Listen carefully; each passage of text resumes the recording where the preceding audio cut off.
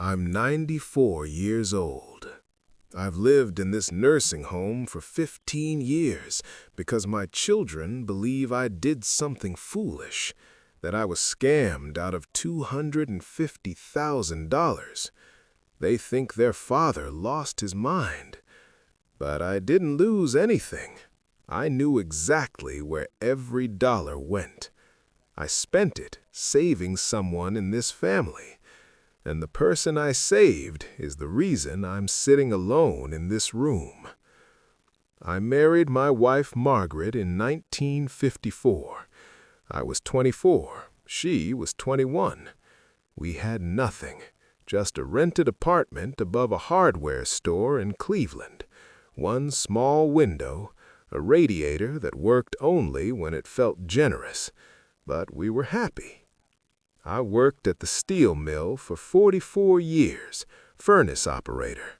Dangerous work, brutal heat, the kind of job that takes a piece of your body every year and never gives it back. But it paid enough. Margaret and I made a deal the week we married. Every paycheck, we saved something, no matter how tight things were, no matter what we had to go without. Something always went into savings. We raised 5 children in a house I bought in 1960. 5 kids, 1 bathroom, chaos, beautiful, loud, exhausting chaos. I wasn't a perfect father. I came home tired and smelling like the furnace. I didn't always have patience, but I was there for dinner, for Sundays, for Christmas mornings. I was there. By 2004, after 50 years of brown bag lunches and second-hand clothes and saying we can't afford that, we had saved $310,000. That money wasn't just numbers. It was our discipline, our sacrifice, our dignity, proof that we had done something right. Then my oldest son, David, called one Tuesday night in March. It was 11 p.m. Nothing good comes from a call at 11 p.m. He was crying. I hadn't heard him cry since he was a boy. "Dad," he said, "Danny's in trouble." Danny, my grandson, 22, smart, funny, the one who sat on my lap and called me Pop because Grandpa sounded too old. He had been arrested. Drug distribution, not using, selling. He'd gotten into debt with the wrong people and made worse choices trying to fix it. He was facing 12 years in federal prison. 12 years, his life over before it began. David had found a top criminal defense attorney. The retainer was $80,000.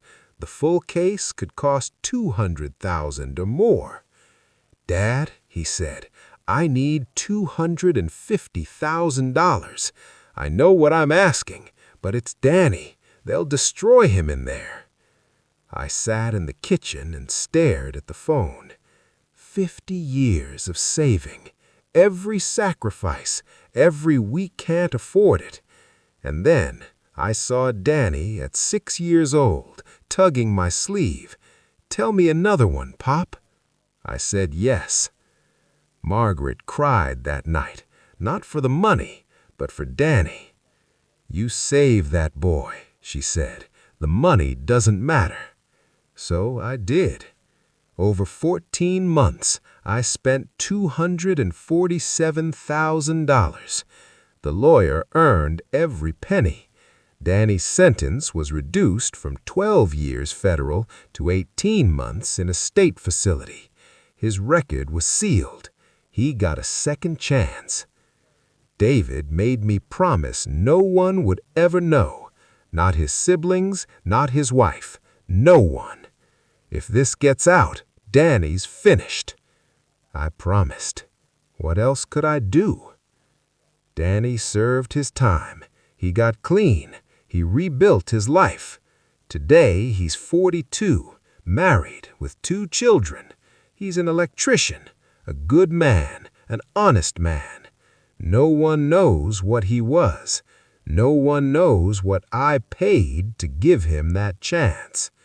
That's how it was supposed to be. Then Margaret died in 2007, brain aneurysm. One moment she was hanging laundry, the next she was gone. After the funeral, my children began reviewing the finances. That's what families do. They expected $310,000 in savings. They found $58,000. The questions started at the kitchen table. "Dad, where's the money?" David sat there. He knew. He looked at me, and he said nothing. In that moment, my oldest son made a choice. He chose himself. He chose silence. He chose to let his father take the blame rather than admit what his own son had done. I said the money had been spent on personal matters. I didn't explain. I couldn't. I had made a promise. My children decided I had been scammed, that I had been confused, that I had lost my judgment. They moved me into this nursing home for my protection. I let them believe it, because Danny has a life, a family, a clean slate, and sometimes protecting your family means carrying the blame. I didn't lose $250,000. I bought a second chance, and I would do it again. That became the story. Dad got scammed. Dad's getting old. Dad can't handle his own affairs anymore. It was easier for them to believe that than to imagine I'd spent the money on purpose, because if I'd spent it deliberately, they'd have to ask why. And no one wanted to ask why. No one except David. But David didn't need to ask. He already knew. Robert suggested power of attorney. Linda agreed. Janet worried about me living alone, especially after the small stroke in 2006 that weakened my left side. She wasn't wrong about that. I did need help. I couldn't manage the house the way I used to. But the help I received wasn't what I needed. It was what was convenient. Linda offered to let me stay with her. I moved in for 5 months. Her husband, Gerald, made it clear I was an intrusion. He sighed when I needed help in the bathroom, complained about privacy, left the room when I entered. One night I heard him tell her, "It's me or your father. I can't do this anymore." I left the next morning, told Linda I'd found something better. I wasn't going to be the reason her marriage cracked. Robert was in the middle of a divorce. Janet lived in Arizona. Stephen had 3 children in a 2-bedroom apartment. There wasn't room for me. Not really. Not for a 79-year-old man with a weak left side and no savings. And David, the one with the big house, the spare bedroom, the son whose freedom had cost me $250,000, said, "Dad needs professional care, somewhere equipped, somewhere with nurses." Professional care. That's what he called it. I call it what it was. He put me away.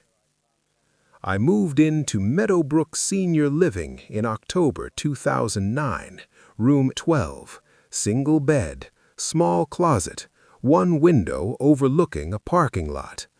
I've been here 15 years. David has not visited once. I think looking at me reminds him of what he did. It's easier to forget your father than to face what you owe him. Linda calls every few weeks, short conversations. "How are you, Dad?" "Fine." "Need anything?" "No." She sends a birthday card. She means well. She just doesn't know.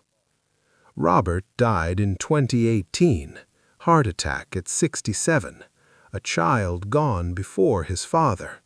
There should be a word for a parent who buries their child. There should be a word for that kind of pain. Janet visits once a year. She flies in from Arizona with flowers and sits beside me for an hour. She talks about her grandchildren. She's kind, but there's something in her eyes. Pity. As if she's visiting a man who lost his mind and doesn't realize it.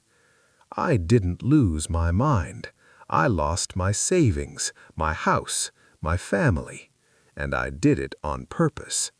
To save a 22-year-old boy who called me Pop. Stephen calls some Christmases, and Danny visits once a year. He brings his wife and his 2 little girls. They call me Great Pop. They draw pictures in the common room. Danny sits beside me and sometimes holds my hand. Before he leaves, he leans close and whispers, "Thank you, Pop, for everything." But he doesn't know. He doesn't know his father put me here. He doesn't know his aunts and uncles think I'm senile. He doesn't know the $250,000 that saved his life is the reason I sleep in a room with a single bed facing a parking lot. He thinks I'm here because I'm old and need care. David made sure of that. David always has an answer for everyone, except me. In my drawer, I keep a letter from the lawyer. It lists the payments, the case number, the dates, the amounts, proof of everything. I could show it to Linda. I could mail it to Janet. I could clear my name in 5 minutes. But that letter has Danny's name on it.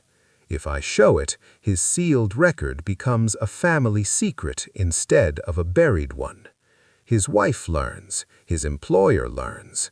One day, his daughters learn their father was a drug dealer at 22. Everything I paid for unravels. So the letter stays in the drawer, and I stay in room 12. I've been alive 34,310 days. I've spent 5,475 of them here. Every morning I wake up and think about that phone call. "Dad, I need your help." I helped, and this is where help brought me. Some nights I feel anger, not towards Danny, never towards Danny.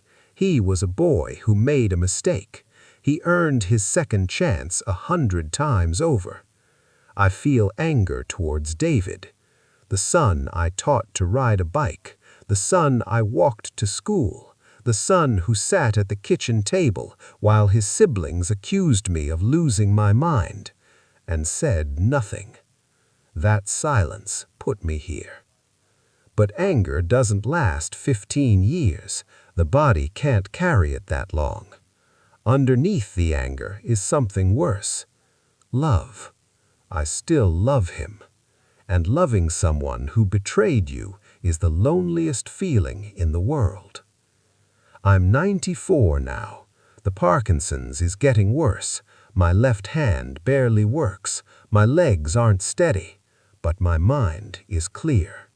It has always been clear.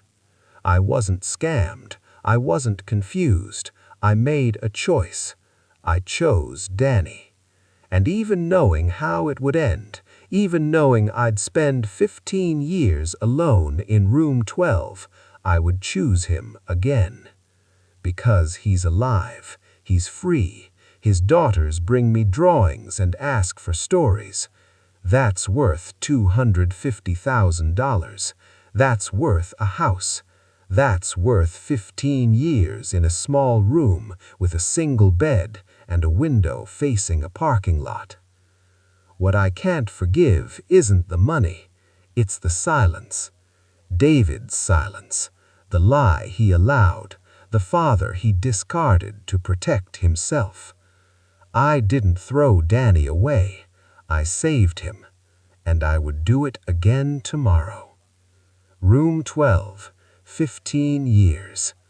I just wish David would come, once, just once. to sit beside me, to say he's sorry, to admit what he did. But he won't, because admitting means facing it. And David was never very good at facing things. That's all right. I faced enough for both of us.